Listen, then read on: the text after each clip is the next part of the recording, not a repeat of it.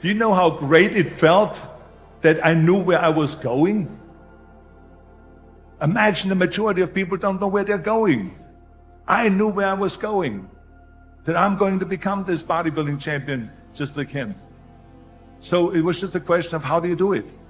I was so relieved, because when you have a goal, when you have a vision, everything becomes easy. So I felt so blessed that I knew what I was doing. It's like a medical student that studies and knows he wants to become a doctor. You know where to go. So I knew where to go. So people always ask me, when they saw me in the gym in the pumping iron days, they say, why is it that you're working out so hard?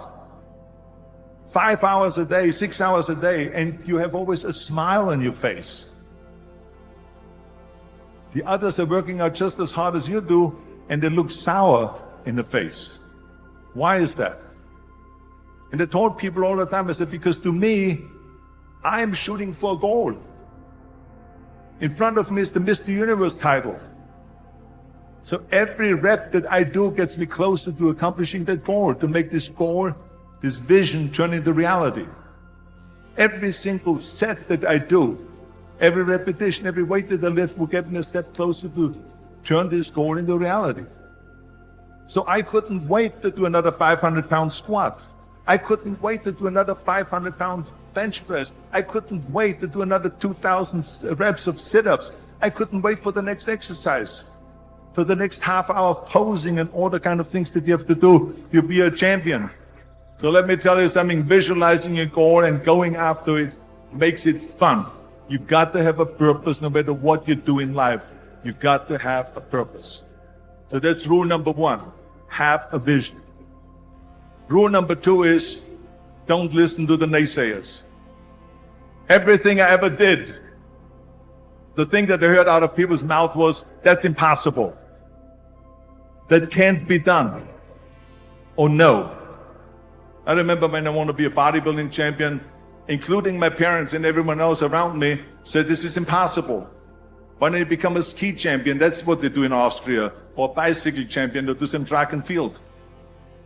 You can't be a bodybuilding champion.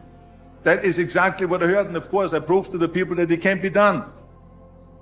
So whenever someone said to me, it can't be done, I heard, it can be done.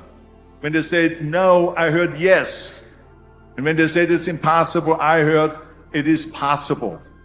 I'm a strong believer of what Nelson Mandela said, that everything is always impossible until someone does it.